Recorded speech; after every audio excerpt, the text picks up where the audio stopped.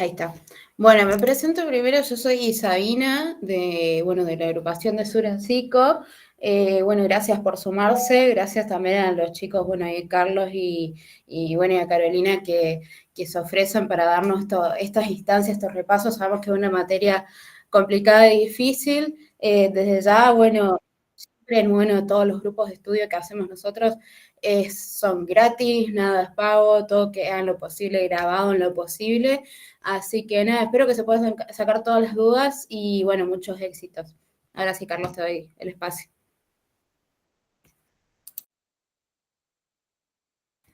Estás silenciado. Ahí está. Ahí estamos. Bienvenidos a todas, bienvenidos a todos. Buenos días, buenas tardes, buenas noches, depende en cuándo vean este video. Bueno, chicos, mi nombre es Carlos y estamos acá hoy con Sur, acompañándolos junto con mi compañera Carolina. Somos estudiando TENSI, hace más de 3 años que preparamos en EPISTE y bueno, queremos ofrecerle una herramienta, poner un granito de arena para que podamos aprobar todos EPISTE. Recomendaciones, chicos, antes de comenzar. Este segundo parcial de EPISTE se va a centrar particularmente en la mirada crítica que tenemos que tener. Nosotros como futuros psicólogos tenemos que saber que nosotros trabajamos con constructos, bien, construcciones, bien, teóricos, bien, categorías, bien, pero no son algo estable, bien, suelen cambiar dependiendo de los contextos históricos, políticos o institucionales, bien. Quiero que con eso se centren para tener un mapa de partida en qué se centra este segundo parcial. Bien, así que bueno, todos listos, comenzamos. Primer texto, nos encontramos con Danziger, que nos va a hablar de las categorías psicológicas y su historicidad. Nos dice el autor, Danziger establece una crítica fundamental a la epistemología tradicional de la psicología, que tiende a tratar sus objetos de estudios como realidades inmutables. Bien, los que le decía recién con el ejemplo con arrancamos. Nosotros trabajamos con constructos, y esos constructos, esas formas de ver las realidades, cambian de acuerdo a las épocas. Bien, por eso nos dice Danziger, la psicología suele tratar como que esos objetos nunca cambiaron, bien, que son una cosa y son fijas, pero no es así. Nos dice, primero, la teorización implícita y el naturalismo irreflexivo, bien, algo natural que no se mueve, naturalismo irreflexivo que no se mueve. Danziger argumenta que la psicología se basa en una teorización implícita que está dado, que reside en sus categorías fundamentales, como emoción o inteligencia. La no examinación de estas categorías lleva a una simulación acrítica de supuestos provenientes del sentido común cultural. Nos dice el autor, este error lo denomina naturalismo irreflexivo. La tendencia a creer que las categorías psicológicas reflejan clases naturales o estructuras físicas y atemporales de la naturaleza humana. Nos dice el autor, la principal consecuencia de este naturalismo es una historiografía tradicional que reinterpreta el pasado para encajarlo en categorías actuales, ignorando que estas nociones surgieron en contextos históricos específicos y por lo tanto tienen una historicidad que debe ser develada. Chicos, como ejemplo, ¿vieron que se critica mucho al psicoanálisis en la actualidad? ¿Cómo vas a estar estudiando eso que decía Freud?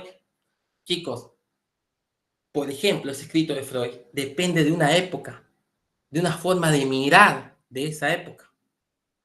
También, chicos, ¿sabían que en los DSM, hasta hace unos años atrás, la homosexualidad era una perversión? ¿Lo sabían o no? ¿Alguien lo sabía eso? Bueno, Esto nos está diciendo acá Dasinger. Ojo con creer que todo ya está dado, que todo es natural, porque siempre va a depender de la lógica, de la mirada de una época. ¿Bien? ¿Se entendió? ¿Queda claro? ¿Vamos bien? Pulgar para arriba, si se está entendiendo todo. Genial. Nos dice el próximo apartado. La influencia de Callingen en la crítica categorial. Para realizar este análisis histórico, Dasinger se apoya en Callingen y el aporte crucial de este autor a través del análisis de conceptos como reflejo o normalidad es demostrar que no son fenómenos empíricos ni teorías acabadas, sino marcos categoriales, puntos de referencia. Estos marcos actúan como lentes conceptuales que influyen decisivamente en cómo la ciencia identifica y explica los fenómenos. Al aplicar esto a la psicología, Dasinger subraya que el sentido de categorías como conducta o actitud se adquiere a partir de usos sociales, institucionales y científicos particulares de una época. De acuerdo a una época, chicos, pueden cambiar esos conceptos. Bien. Ejemplo, la noción de normalidad ha cambiado históricamente, reflejando distintos ideales sociales, sanitarios y políticos, tal como Callingen lo analizó en lo normal y patológico. Bien, si alguno ha leído a Foucault, chicos, cuando Foucault nos empieza a hablar de los manicomios, de cómo se veían a esas personas como anormales, enfermos, locos. Bien, ¿queda claro? ¿Vamos bien? ¿Seguimos? Nos dice entonces el texto. El concepto claves.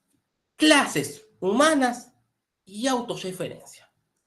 El argumento se centra en la diferencia entre clases naturales, independiente de la descripción, como en la química o biología, y clases humanas, que no son independientes de la forma en que se categorizan.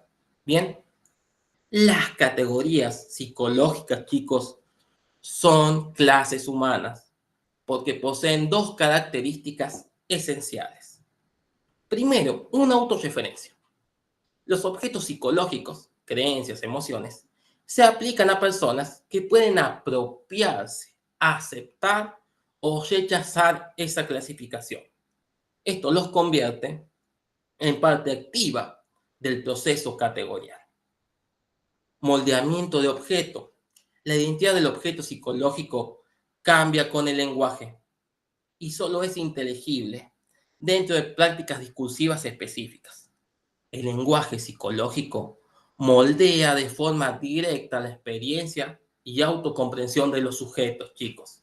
Bien. Por ejemplo, una conducta clasificada como trastorno en un momento histórico puede ser resignificada como diversidad funcional o identidad en otro, homosexualidad o autismo. A ver, chicos, ¿qué nos quiere decir? A ver, las clases naturales no van a cambiar. Supongamos una clase natural, a ver, no sé de biología, pero podemos decir que el veneno está definido como veneno, tiene sus componentes que son tóxicos para las personas, ¿bien? Pero que aunque al veneno yo lo llame, no sé, flores, lo llame de otra manera, no veneno, lo llame caja de bombones o lo que sea, siempre va a ser veneno, no va a cambiar. En cambio, las clases humanas suelen cambiar de acuerdo a cómo las nombremos, cómo las categoricemos. Bien, por ejemplo, chicos, ¿vieron que antes en la escuela se decía, ese chico no quiere estudiar porque tiene problemas de conducta? ¿Sí o no?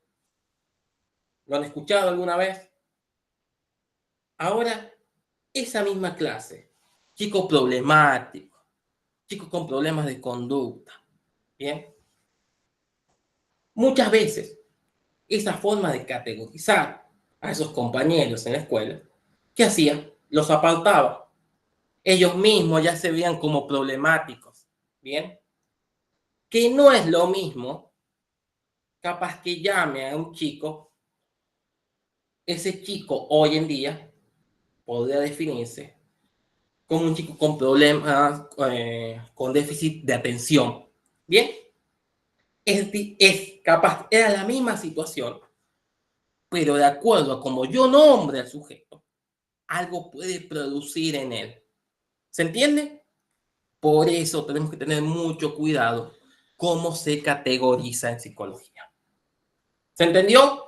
¿Quedó claro? Genial. La relevancia de Hatkin, ¿estamos hablando ahí? Dice, la relevancia de Hatkin y el efecto bucle. Dasinger refuerza la distinción de clases humanas con el trabajo de Hatkin. Este sostiene que las clases humanas surgen junto con las personas a quienes categorizan y producen el efecto bucle. Este es el fenómeno más potente de las clases humanas. La clasificación no solo describe, sino que modifica la conducta del sujeto y la autopercepción. Lo que les dije, no es lo mismo llamarlo a un chico con problema de conducta, como se llamaba antes, que tenga déficit de atención. Bien, conclusión de este texto.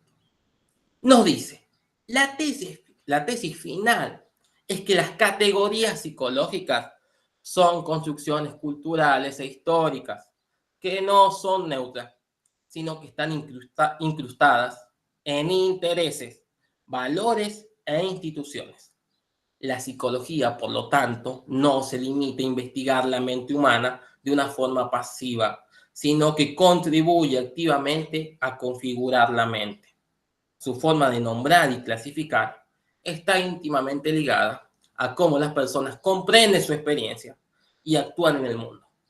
Ratzinger insta a la psicología a complementar la experiencia empírica con un análisis histórico y filosófico. Bien, ¿alguna duda, alguna pregunta o vamos bien? Genial. Muchísimas gracias, chicos. Vamos con el próximo texto. Gracias, Julián. Vamos con el próximo texto de esta unidad, que es Hatkin. Locura, real o construidas, clases interactivas.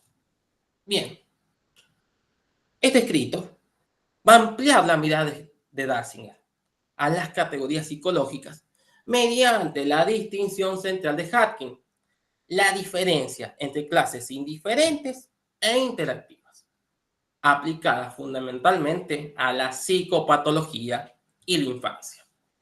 Nos dice el primer apartado, la psiquiatría y el falso dilema, real versus construido. Hatkin introduce la enfermedad mental como un campo conflictivo en el debate sobre la construcción social. Se plantea si ciertos diagnósticos psiquiátricos, como el trastorno explosivo intermitente, son enfermedades médicas o constructos sociales, usados para disciplinar conductas. Si leen a Foucault, podrían ampliar mucho más qué significa que la medicina muchas veces disciplina los cuerpos. La sospecha es que la psiquiatría a menudo patologiza comportamientos culturalmente inaceptables. Siempre una mirada crítica, siempre sabiendo que son constructos, entendiendo la historia. Por eso, concepto clave. Hatkin, apoyándose en Putman, argumenta que la oposición real versus construido es un falso dilema o una oposición simplista. La realidad no es un todo único que se renegocia constantemente a través del lenguaje y la práctica social.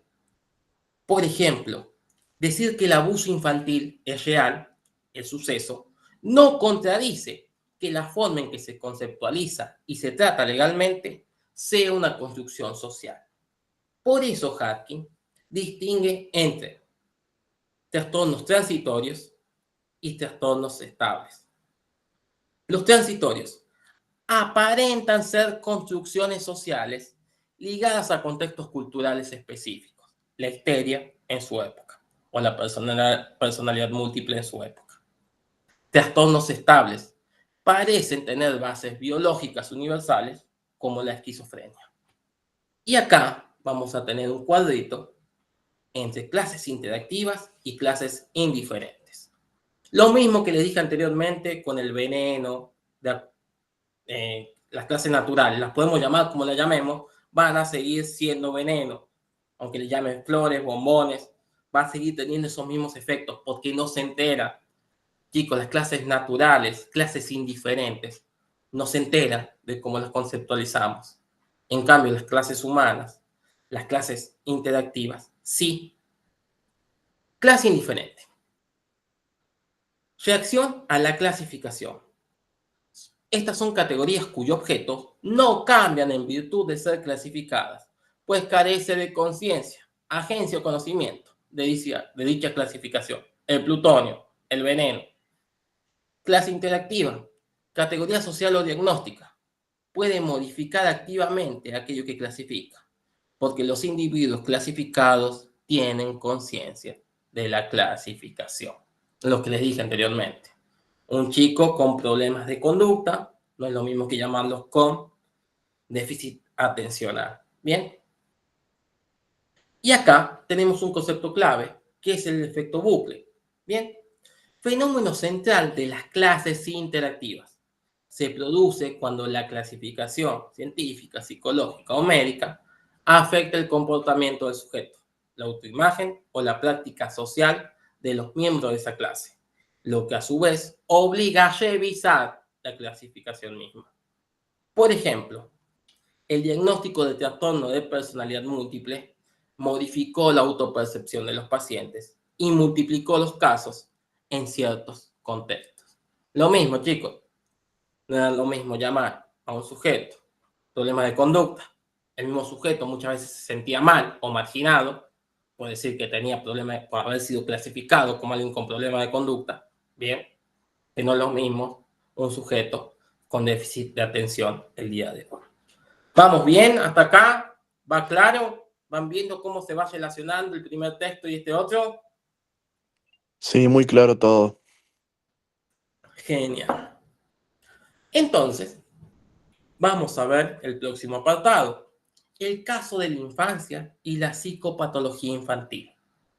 Hatkin utiliza el caso de la infancia, inspirado por Aries, como un claro constructo social y una clase interactiva. Lo habrán visto, chicos, cómo ha ido cambiando a lo largo de la historia en niñez el concepto de infancia. Clasificaciones diagnósticas cambiantes, nos dice este apartado. Las categorías infantiles evolucionan con el tiempo, afectando a los niños y siendo afectados por ellos. Por ejemplo, la transición de niños nerviosos o con problemas de conducta a niños hiperactivos o niños con problemas de atención. Bien. Ejemplo de interacción de hiperactividad.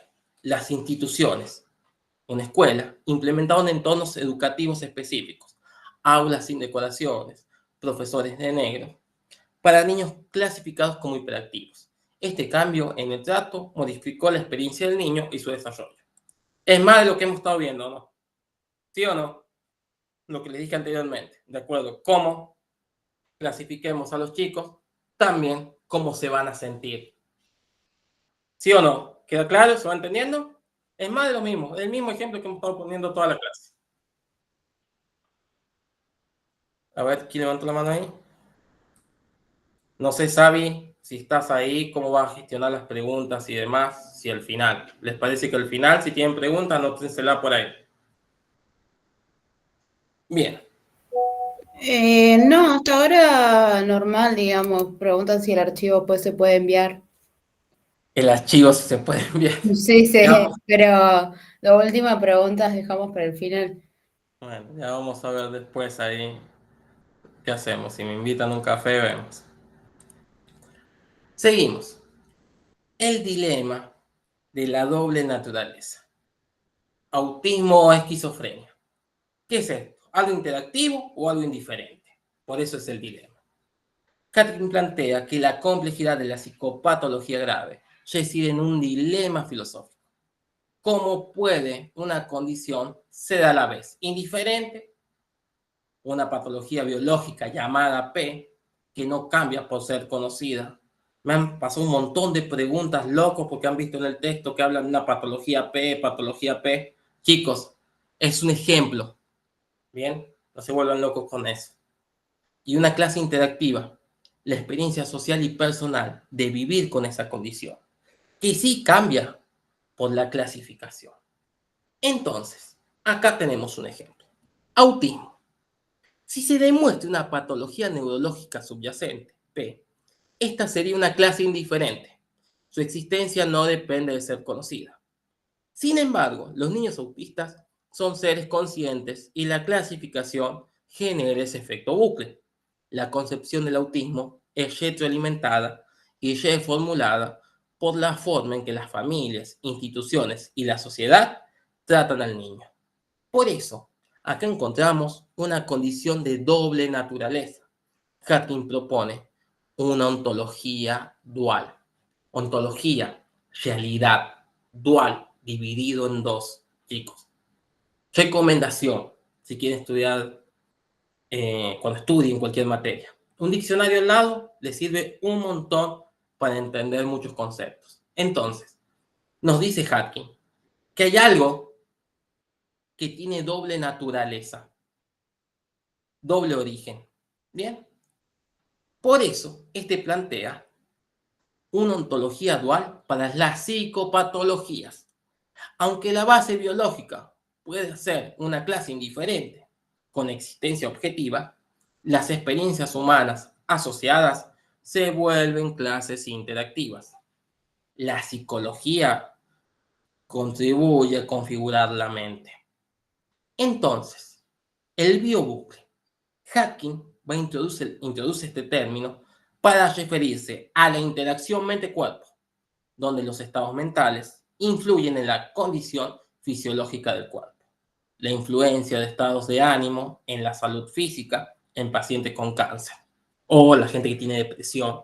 Bien, hasta acá hemos terminado el segundo texto. ¿Vamos bien? Toma un poco de agua. Es que se hace difícil tratar de condensar tanto material en tan poco tiempo. Hemos terminado la unidad 5. Vamos a arrancar por la unidad 6. Nos dice el texto de la unidad 6. Cummins critica el modelo nomológico deductivo. Bien. Cummins, nos dice este texto, considera escandaloso el persistente apego de la psicología al modelo nomológico deductivo de Hempel o Oppenheim, un paradigma que define la explicación científica como la subsunción de eventos bajo leyes generales. Chicos, este es un problema con el que la psicología lucha todo el tiempo históricamente. Nosotros trabajamos con constructos, ¿bien? Y la psicología siempre trata o siempre está vista como si no fuera una ciencia, ya que no trabajamos con objetos naturales, ¿bien? Del todo. Solemos trabajar con constructos. Por eso siempre la psicología está puesta su mirada, que es o no es científica. Y siempre trata de luchar para tratar de ser científica. Por eso, siempre la psicología trata de medir todo, ¿bien? Hasta cosas subjetivas. Pero muchas veces se dice, si no es medible, no sea científico. Entonces, nos dice el texto, leyes psicológicas, ¿esplanan o esplanada? El punto central de su crítica es que muchas leyes en psicología no actúan como explicaciones, esplanan, chicos, explicación, sino como fenómenos que necesitan ser explicados, esplananda. Entonces, los efectos como la esplananda, dice, la psicología está abrumada con cosas que explicar debido a la vasta cantidad de efectos descubiertos, como el García, el Magur, o el stroke, pero carece de explicaciones robustas para ellos. Estos efectos meramente describen una regularidad de comportamientos sin explicar el mecanismo subyacente del que por qué ocurre. ¿Qué nos dice el autor? La psicología debe explicar el origen. Bien, por eso acá encontramos lo que son las leyes in situ. A diferencia de la física, donde se buscan leyes universales aplicables a cualquier sistema, según la ley de Newton, la psicología opera con leyes in situ, es decir, esta describe patrones de comportamientos característicos de un tipo particular del sistema, como el cerebro humano, debido a su estructura interna y no principios fundamentales. Por eso hay que hacer una distinción clave entre lo que es explicar y predecir. Cummings enfatiza que la meta de la ciencia no es solo la predicción. Se puede predecir sin explicar. Por ejemplo, las mareas se predijeron con precisión durante siglos usando tablas empíricas, mucho antes de que Newton las explicara mediante la gravitación. Explicar sin predecir. Es posible comprender completamente las capacidades de la máquina de Turing, pero no predecir su comportamiento si se desconoce su estado inicial. Por eso, el objetivo de la psicología, por lo tanto, debe ser la comprensión funcional de cómo opera un sistema y no la mera subsunción predictiva bajo leyes. Por eso, acá encontramos el paradigma alternativo que se nos propone un análisis funcional. Dice Cummings, propone que la psicología debe enfocar sus esfuerzos metodológicos en dos pasos claves. Primero, descubrir efectos, regularidades de comportamiento. Segundo, explicar esos efectos mediante teorías que especifiquen los mecanismos subyacentes y la organización funcional, el modelo mecanicista. Por eso es fundamental las capacidades, la explanada primarios. Los fenómenos más importantes a explicar no son los efectos, como el tiempo de reacción, sino las capacidades, que son disposiciones complejas que los seres humanos poseen, tales como hablar, planificar o empatizar. Rol de los efectos. Por ejemplo, los efectos, el efecto de linealidad en la multiplicación, son a menudo manifestaciones contingentes del modo en que una capacidad es ejercida o implementada por un sistema particular. No forma parte esencial de las capacidades, sino que sirven como herramientas cruciales para confirmar o refutar las teorías sobre la capacidad. Por eso, el análisis funcional, el mecanismo explicativo de este, nos dice: la explicación de una capacidad se logra a través del análisis funcional, que es la descomposición de una capacidad compleja en una serie de disposiciones más simples y menos problemáticas.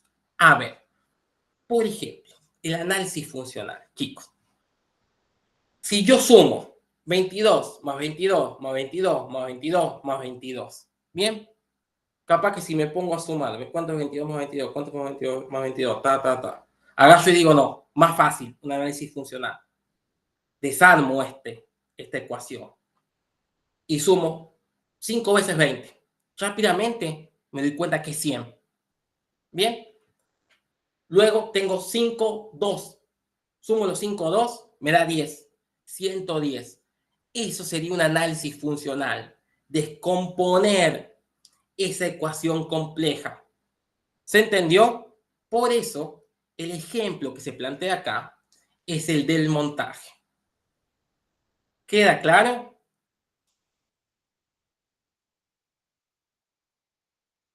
Genial.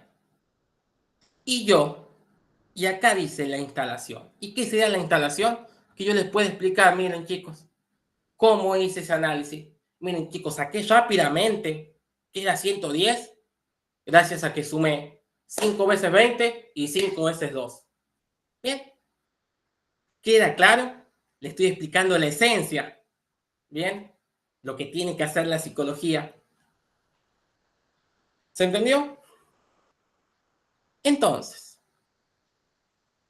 desafíos estructurales en la psicología contemporánea. El escrito concluye identificando los dos mayores problemas que limitan la capacidad explicativa de la psicología. El problema de la realización, la brecha de Leibniz. Este es el dilema de conectar una descripción funcional, cómo opera la mente, ideas, creencias o deseos, con su implementación física, como lo hace el cerebro a nivel neuronal. Por ejemplo, el origen de esta idea. Leibniz, en 1714, señaló que aunque pudiéramos inspeccionar el cerebro como si fuera un molino, solo veríamos procesos neurofisiológicos, no creencias, deseos e intenciones. Por eso la implicación pone en duda la validez de explicaciones si no se sabe cómo los conceptos funcionales que usamos, como las creencias o memorias, se realizan en términos físicos. Por eso nos trae como segundo problema el problema de la unificación. La psicología carece de un marco explicativo unificado. Existen múltiples paradigmas principales que compiten y explican los mismos fenómenos. Por ejemplo, creencias, deseos e intenciones, basadas en el sentido común, explican el comportamiento por lo que la persona cree, desea o intenta. El computacionalismo, el cerebro como un procesador de información, explica las capacidades mediante algoritmos y estructuras simbólicas. El conexionismo explica las capacidades a través de las redes neuronales y procesos distribuidos. La neurociencia fuerte aspira a una explicación analítica directa en términos neurobiológicos. Chicos, ese también es otro problema que tiene la psicología. Hay un montón de escuelas, como psicólogos hay. ¿Bien? ¿Queda claro? En los textos históricos, si lo han leído, han visto que el problema de las categorizaciones, el problema de las teorías, el problema de la unificación de unir, crea una sola ciencia. Estos marcos no son fácilmente traducibles o integrables entre sí, lo que genera una desconfianza epistemológica general sobre la capacidad actual de la psicología para ofrecer explicaciones verdaderamente completas. ¡Fua! Terminamos este texto. ¿Cómo van? ¿Bien? Excelente. Bien.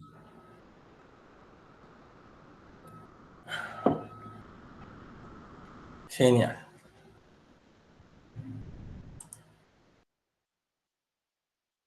Dice la unidad número 7, chicos. La crítica de Mitchell a la psicología cuantitativa. Mitchell argumenta que los métodos cualitativos tienen un lugar legítimo y necesario bajo una visión filosófica realista de la ciencia, desafiando la fijación cuantitativa de la psicología.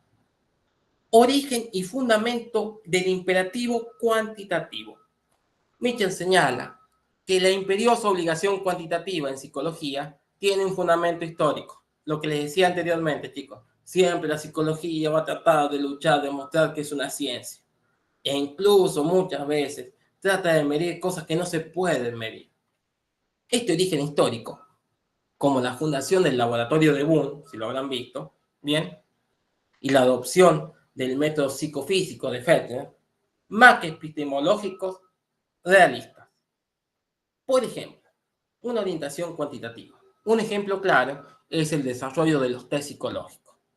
Estos instrumentos pretenden medir atributos numéricamente, asumiendo su cuantificabilidad, aunque cuando no existe consenso científico sólido sobre qué atributos se están midiendo exactamente. Y acá viene la crítica central, la conjetura no verificada. Mitchell denuncia que la psicología cuantitativa opera sobre la conjetura no verificada, de que los atributos psicológicos son cuantitativos por naturaleza. Pues, por ejemplo, esta es una cuantificación forzada. Un psicólogo que estudia la ansiedad puede sentirse obligado a construir una escala numérica de ansiedad para cientificar su objeto, aunque la experiencia subjetiva no se preste naturalmente a tal cuantificación. Lo que les dije anteriormente, hace unos minutos, siempre tratando de luchar de que seamos una ciencia, demostrar que somos una ciencia, porque todo lo tenemos que demostrar, medir. Bien. Y la influencia ideológica. Este sesgo se profundiza por el pitagorismo, una tradición filosófica que postula que la realidad es esencialmente numérica.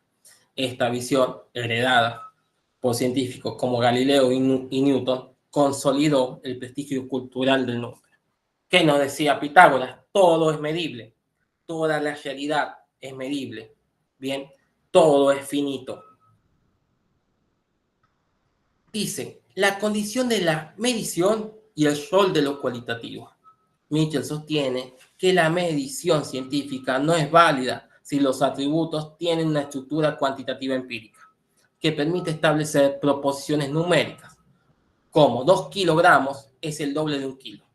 Muchos atributos psicológicos, sin embargo, solo muestran relaciones de orden, ordinales, no proporcionales. A ver, un ejemplo con esto, lo que le estoy diciendo.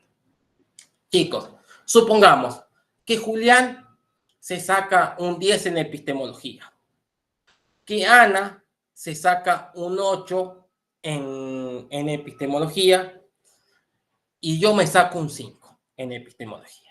Bien, ¿ustedes qué dicen? Julián es más inteligente que yo si él se sacó un 10 y yo un 5. ¿Es fácil de establecer eso? Eso dice, las cuestiones subjetivas, chicos, muchas veces nos determinan. Estamos tratando de medir la inteligencia. ¿Y cómo la medimos? A través de un parcial. Si Julián se sacó un 10, bien, y yo me saqué un 5, si utilizamos este criterio cuantificable, podríamos decir que Julián es el doble inteligente que yo. Bien, pero en psicología, muchas veces es lo que podemos hacer es ordenar. Suponete, Julián, que sacó un 10, es el más inteligente, supongamos. Después viene Ana, que se sacó un 8, es la segunda más inteligente, ¿bien? Y supongamos yo, que me saqué un 5, soy el tercero más inteligente. ¿Se entiende esta cuestión de que no todo se puede medir tan fácilmente? ¿Sí o no? Bien, entonces, por eso siempre, ojo, mirada crítica en los constructos en psicología, nos dice este parcial. Ejemplo explicativo.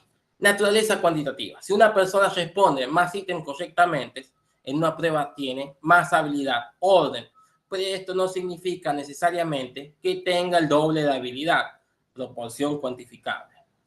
Por ejemplo, estructura cualitativa del significado. El significado es una estructura triádica, usuario, símbolo y referente, que no es cuantificable, sino que tiene condiciones lógicas y sociales de fundamento. Es fundamental en la vida humana, pero requiere formas de estudio cuantitativo riguroso.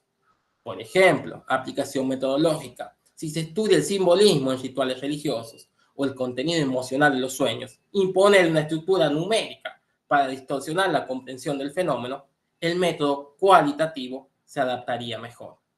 Entonces, no todo es medible. Entonces, esto trae implicaciones y desafíos. Mitchell propone que la psicología debe promover el enfoque lógico, que permite integrar métodos cualitativos cuando sean epistemológicamente adecuados, evitando la división rígida de paradigmas.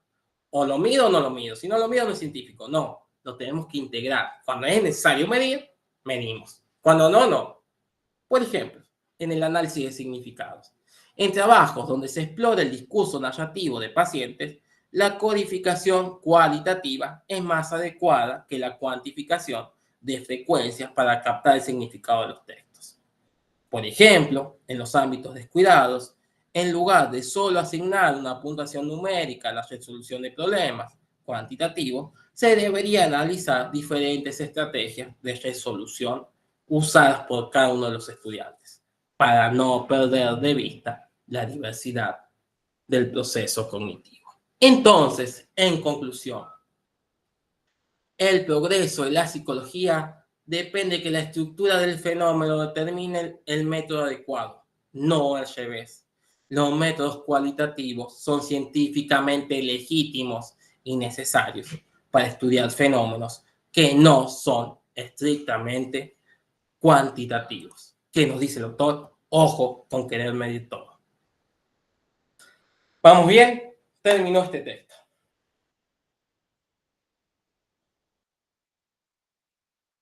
Ya me quedo sin voz ya. Vamos que ya falta menos. Unidad número 8. Las últimas 5 hojas nos quedan, chicos. Ya casi vamos. Dice, modelos de la enfermedad mental. El texto de Sullivan. El texto aborda la necesidad de un marco conceptual y explicativo adecuado para investigar, diagnosticar y tratar la enfermedad mental. Analizar los modelos utilizados en contextos clínicos, psicología popular, biopsicosocial y médico, y en contextos de investigación, la fragmentación disciplinar, críticas al DCM y el proyecto Shedon. Entonces, modelos de la enfermedad mental en la clínica. En la práctica clínica se utilizan 3 marcos principales que difieren en sus supuestos de comprensión de las causas y estrategias de la intervención. Bien, el primero, modelo psicológico popular o de sentido común, es el marco espontáneo y cotidiano con que las personas se explican el comportamiento humano.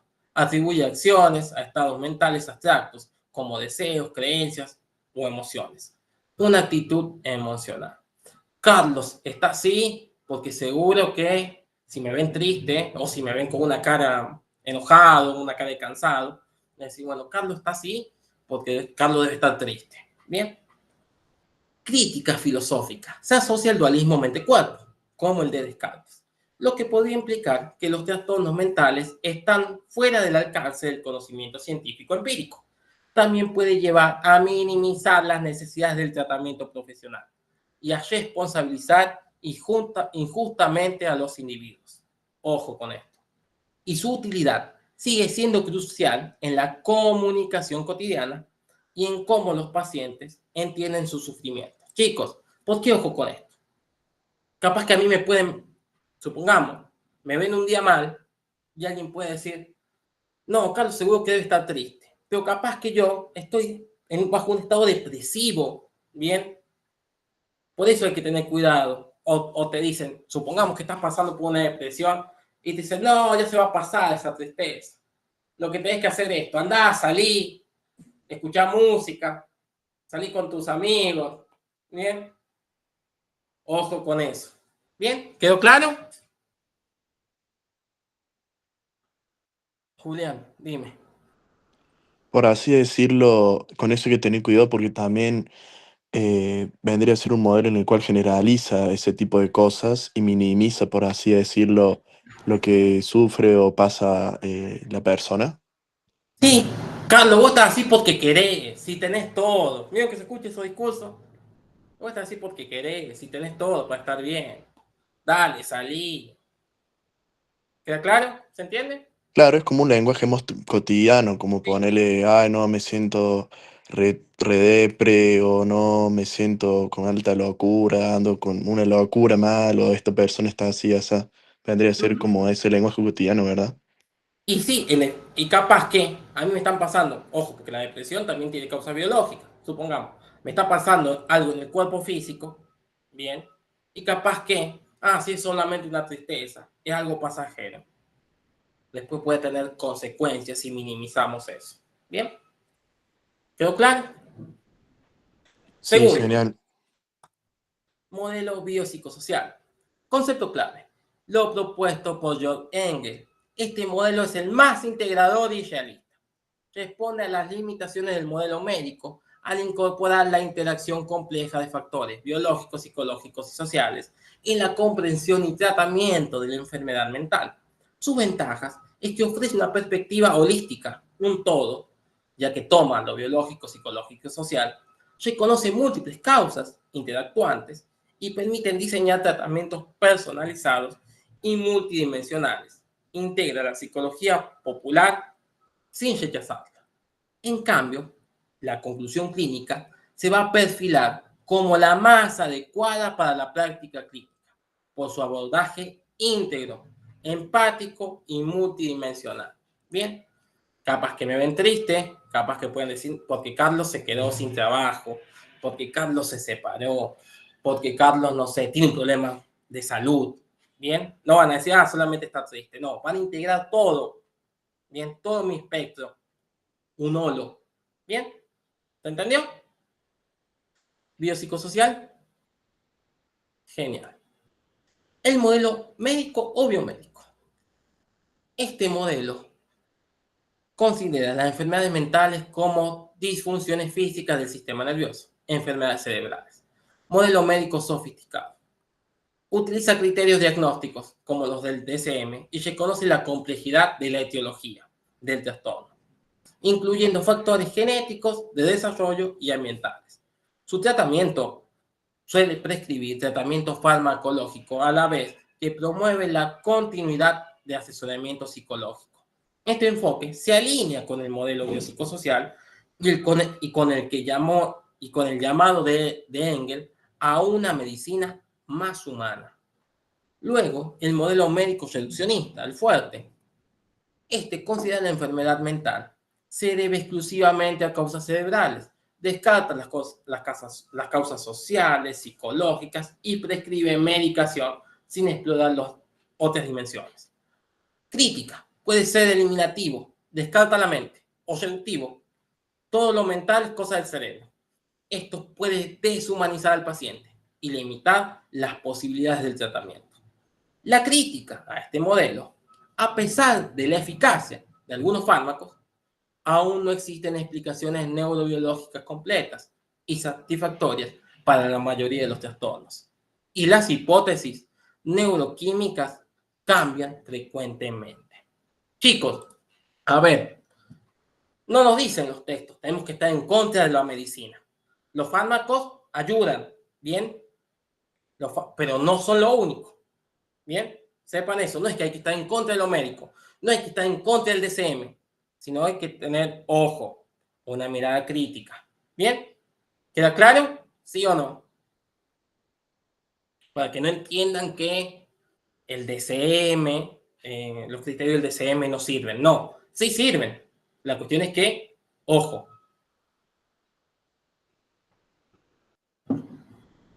Nos dice acá. Nos sigue diciendo el texto. La fragmentación disciplinar. Conceptos claves. Cada disciplina científica aborda solo aspectos parciales de la causalidad, impidiendo captar el nexo causal complejo de la enfermedad mental como una totalidad. Pues, un ejemplo, un genetista va a investigar los genes, un neurocientífico los neurotransmisores, un sociólogo la pobreza estructural y los síntomas depresivos. Y acá hay críticas al DSM y al SI, que son los dos manuales, ¿bien? Que es el DSM, el de diagnóstico y el de clasificación de enfermedades y trastornos que solemos usar. Estos son útiles clínicamente, ¿bien? Tienen graves limitaciones en investigación. Son útiles, pero tienen algunas limitaciones. Primero, una desconexión clínica con la investigación. El DSM busca confiabilidad diagnóstica, consistencia entre profesionales, mientras que los investigadores exigen validez empírica. Errores de agrupamiento. El DSM puede clasificar como el mismo trastorno casos clínicos con causas diferentes, dificultando la investigación causal. Por ejemplo, dos personas diagnosticadas con depresión pueden compartir síntomas, pero una puede deberse al estrés postraumático y otra a una enfermedad neurodegenerativa. La filosofía de la psiquiatría se cuestiona si las categorías del DSM son clases naturales, divisiones reales del mundo, o meros artefactos teóricos e históricos. Por eso, acá surge el proyecto SHEDOC. Este proyecto es una propuesta del NIM como respuesta a las críticas del DSM. Busca organizar la investigación sobre la base de procesos psicológicos fundamentales y no sobre categorías clínicas heredadas. El marco, va a partir de la idea de que los trastornos son combinaciones complejas de dominios funcionales, sistemas de valencias positiva o negativa, procesos cognitivos, procesamiento social o aurosal y nivel de análisis, genes, moléculas, redes neuronales. Por ejemplo, en lugar de estudiar la depresión, un investigador bajo el RDoC va a estudiar las alteraciones del sistema de recompensa, una valencia positiva, en pacientes con anedonia, integrando datos genéticos y cerebrales. Pero también tiene limitaciones, pues es restrictivo al enfocarse demasiado en procesos cerebrales, pudiendo no considerar suficientemente las dimensiones sociales o ambientales. Además, su utilidad clínica aún es incierta. Y acá vamos a llegar a la conclusión general de este texto. Aunque la ciencia no ha ofrecido una teoría final, el modelo biopsicosocial y el modelo médico sofisticado son los más adecuados para la práctica clínica. Ambos reconocen la complejidad de los fenómenos mentales y promueven un abordaje íntegro. Mientras tanto, en la investigación hay una necesidad de avanzar desde la fragmentación disciplinar hacia modelos explicativos integradores, como lo busca impulsar el proyecto RDoC.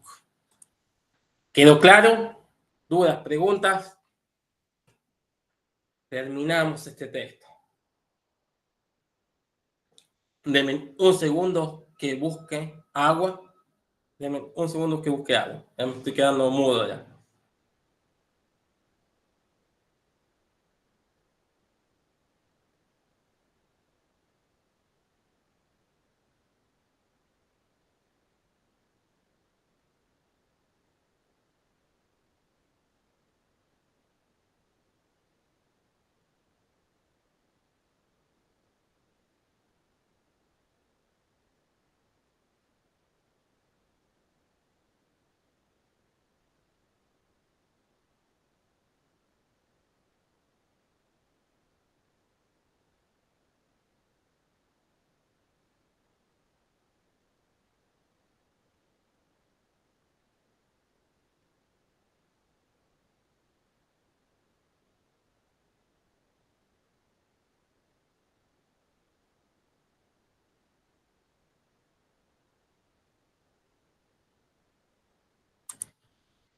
Volvimos. Creo que este es el último texto. A ver. Último texto, último texto. Sí, último texto. ¿Cómo están? ¿Cómo se han sentido con la clase? ¿Bien? ¿Se han sentido cómodos? ¿Se están asustando menos? Así que bueno, ya saben, cualquiera me puede escribir y nos preparamos para el piste.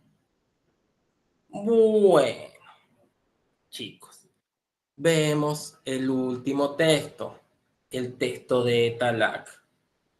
Nos dice el texto de Talak.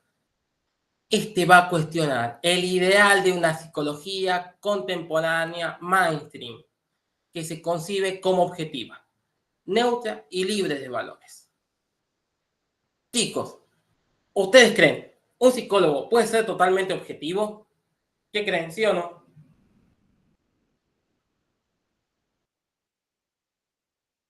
No, no podemos ser totalmente objetivos, chicos, porque tenemos una historia.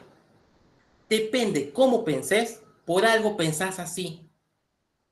Por algo pensás así. Por algo vemos el mundo de la forma en que lo vemos, chicos.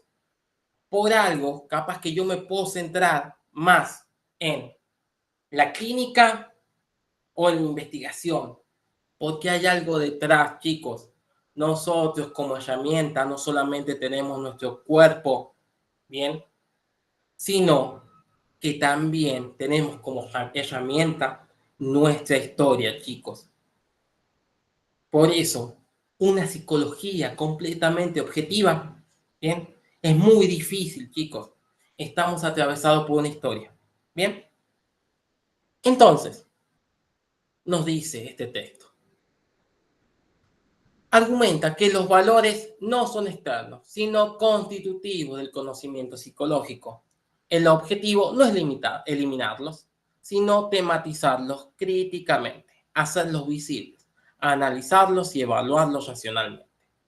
La psicología como ciencia neutra y objetiva. El ideal tradicional de una ciencia libre de valores se basa en la posibilidad de un conocimiento descontextualizado, universal y acumulativo.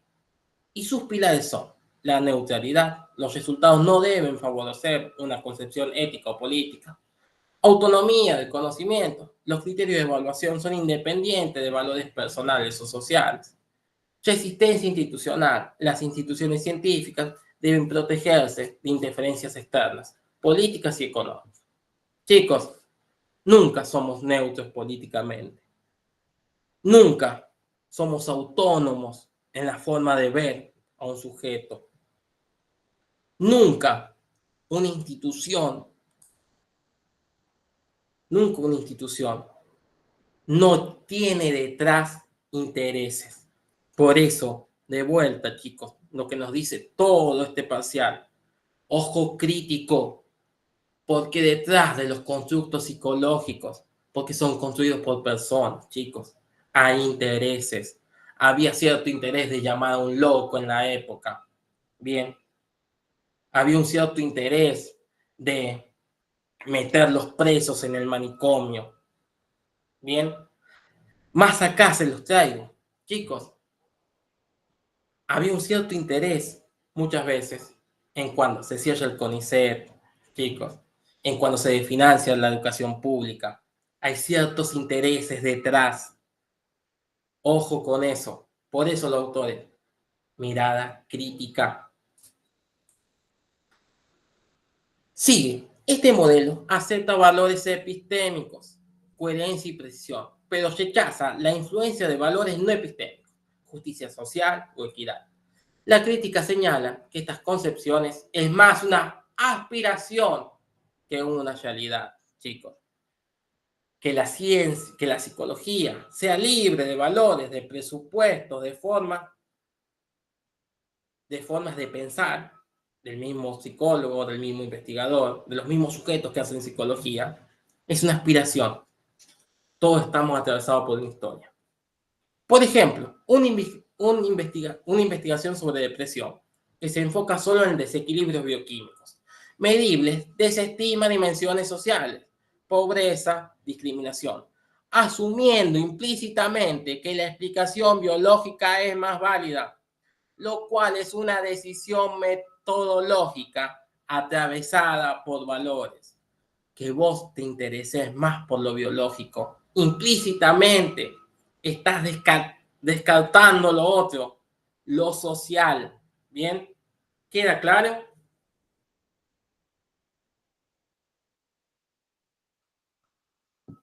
Chicos, no, capaz que no nos damos cuenta, chicos, porque es nuestra configuración. Por algo a mí me interesa más, supongamos, el psicoanálisis y no capaz que la psicología cognitiva, chicos. ¿Se entiende? No nos damos cuenta. Porque es nuestra estructura, nuestra historia, natural en nosotros, los valores. Estamos atravesados por valores. Soy porque tengo una historia, ¿bien? Y de acuerdo a mi historia, muchas veces me suelo dirigir. Creo que estoy cambiando la historia, pero capaz lo que estoy haciendo es profundizar mi misma historia. Por eso, ojo, mirada crítica, mucho autoanálisis. Bien. Dice, la distinción hecho, valor y sus críticas. El ideal de la ciencia libre de valores sostiene que los valores son subjetivos y no relacionales, por lo que la ciencia debe limitarse al conocimiento de hechos observables. Origen y críticas. Origen. Se remonta a Hume, quien postuló que no se puede derivar un deber, valor, de un ser. Crítica al emotivismo. Los juicios morales no son meras expresiones emocionales, sino que pueden formar parte de razonamientos argumentativos con base empírica. Por ejemplo, dentro del lenguaje ordinario, muchos términos comunes como buen profesional tienen un componente fáctico y valores funcionales. Chicos, ustedes pueden decir, Carlos, es bueno dando la clase de piste, porque según para ustedes, ¿qué puede ser bueno? Según sus valores, según su forma de verlo. O Carlos es malo para dar de piste, de acuerdo a sus valores, sus formas de ver la realidad. ¿Bien? Siempre estamos sujetos a eso. Ustedes pueden decir, mira, Carlos es bueno donde viste, no sé, porque le gusta mi cara. Y los que dicen, Carlos es malo donde viste, porque no le gusta mi cara. O Carlos es bueno donde viste, porque explica bien. Y bueno, ¿y qué es explicar bien? ¿Quedó claro? ¿Se entiende? Siempre está sujeto a valoraciones. Siempre valoramos. Tenemos una moralidad enfrente. Una historia. Entonces dice, holismo epistemológico. Quiné dice, nuestras creencias forman, Quiné es el autor, nuestras creencias forman una red interconectada. No se puede distinguir claramente entre creencias puramente fácticas y puramente valorativas, ya que todas están interrelacionadas y sujetas a una revisión conjunta. Pues, la tesis de Kuhn, la ciencia progresa por cambios de paradigmas. Quedan revoluciones, ¿se acuerdan del primer parcial? Cambios que involucran factores sociales y valorativos, no solo datos nuevos. Entonces, consecuencias del holismo en la ciencia. La práctica científica real muestra que intervienen factores extralógicos como intereses y objetivos sociales. Esto lleva a la tesis de que la ciencia está cargada de valores. Holismo de significado. Conceptos científicos como trastorno en salud mental incluye una descripción médica junto a una valoración cultural sobre la vida normal. Puedes decir, este sujeto es un trastornado porque vos valorás, vos has definido que es trastorno bajo tu concepción de normalidad. ¿Bien? Argumentos basados en la subdeterminación. Subdeterminación de teorías por datos. El mismo conjunto de datos puede sostener teorías diferentes, forzando decisiones no puramente empíricas, como preferir las más simples. Subdeterminaciones por valores epistémicos. Los científicos pueden jerarquizar de formas distintas los valores epistémicos, precisión versus alcance explicativo, y elegir teorías diferentes. Aportes de la epistemología feminista y la psicología crítica. Ambas corrientes refuerzan la crítica a la neutralidad de la ciencia y la psicología mainstream. Epistemología feminista. La actividad científica está influida en todos sus niveles por valores no epistémicos, éticos, políticos y sociales. El Standpoint Theory sostiene que el conocimiento científico está situado, se produce desde una determinada posición social y política. El Standpoint es un logro colectivo que surge cuando un grupo social subordinado analiza críticamente su situación y se compromete a transformarlas. Patrones del conocimiento e ignorancias. Los grupos dominantes imponen sus intereses como universales. Lo habrán visto en la antropología estos, o no sé si todavía tienen, sí, no están cursando antropología seguro. No, todavía no. Lo van a ver en antropología esto. Generando patrones sistemáticos de ignorancia al excluir conocimientos de grupos oprimidos. Por ejemplo, estudiar la medicina solo en hombres, ignorando las diferencias fisiológicas clave en mujeres. Pues también mejora la práctica científica. Los valores no epistémicos pueden mejorar la calidad del conocimiento, haciéndolo más riguroso, inclusivo y empíricamente sólido. También la provisionalidad epistémica. La objetividad es un resultado contingente y dinámico, condicionado por la interacción entre valores epistémicos y no epistémicos. El conocimiento no es definitivo y sus estándares están abiertos siempre a revisión. Acá, la psicología crítica nos dice, esta va a criticar la psicología dominante, la psicología tradicional, que es la mainstream. Se presenta como apolítica y objetiva, pero en realidad limita el conocimiento y restringe las intervenciones al enfocarse excesivamente en el individuo en detrimento de lo social. Cuestionamiento central. La psicología dominante define los problemas como individuales y oculta su implicancia política bajo una supuesta objetividad. Esto naturaliza el medio social y adapta al individuo al entorno en lugar de proponer transformaciones. Ejemplo explicativo. Un joven que abandona la escuela por necesidades económicas es visto con problemas de motivación, en lugar de como víctima de una estructura socioeconómica.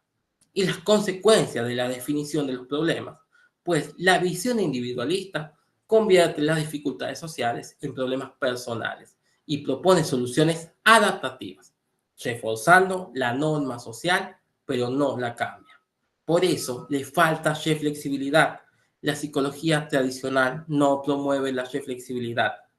Examinar cómo los valores y supuestos afectan en las investigaciones y en las prácticas. Y esto lleva a favorecer el análisis de datos por sobre el análisis del poder y a reproducir una orientación adaptativa. También interpretar el entorno y a interpretar el entorno como si fuera algo dado. Por eso muestra una violencia epistemológica. Se refiere a las interpretaciones de datos que contribuyen a los grupos marginados como inferiores. Por ejemplo, atribuir el menor rendimiento académico de un estudiante indígena a déficits culturales sin considerar la exclusión que ya sufre esa cultura o sus desventajas históricas. Entonces, este texto nos va a decir que Tallack se enmarca en la psicología crítica, buscando desnaturalizar las explicaciones psicológicas tradicionales. Es imprescindible incorporar la reflexibilidad crítica y reconocer las dimensiones éticas y políticas que atraviesan la producción de los mismos conocimientos psicológicos. Las explicaciones psicológicas tienen consecuencias directas en la vida de las personas y deben incluir la posibilidad de generar conocimientos alternativos que permitan construir nuevas identidades y configuraciones sociales sustentadas en valores de ética y política, pero que sean explícitamente revisados. Hemos terminado, chicos, con el repaso. Hemos visto todo, no nos quedó nada. Así que bueno, ¿alguien quiere preguntar algo? No sé. Julián, dime. Yo más que una pregunta, va así, más que algo en particular, es más como un consejo para pedirte o bueno, como vi que varios compañeros y compañeras también tenían la misma duda con el tema de cómo estudiar el texto de Cummins, que para todos nos está siendo medio complicado de entender, a veces también por muchas definiciones y conceptos muy variados, ¿no? A veces un poquito confuso, creo yo. Bueno, ¿cuál es el de Cummins? Cummins. Sullivan. Déjame un segundo.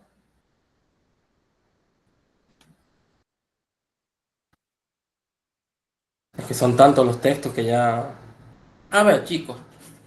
¿Cómo estudiar el texto de Cummins? Siempre, a ver, esta materia tiene algo bueno, que a mí me encanta, que tiene los textos históricos. ¿Han podido leer los textos históricos algunos? No. Chicos, denle en bola a los textos históricos. Cada uno de los textos históricos explica, le da entendimiento al contenido que nos dan los textos oficiales, por así decirlo. ¿Bien? Eso pasa. Chicos, la idea de Cummins es la siguiente. No dice Cummins. La explicación científica se suele tomar en psicología como si fuera una idea universal, como que ya está todo dado, chicos, pero en realidad no, cambia porque somos sujetos humanos. Bien, creo que ese es el mejor consejo que les puedo dar, porque acá hay muchas definiciones, bien, pero lo esencial es que puedan acompañar los textos históricos, no están ahí por nada.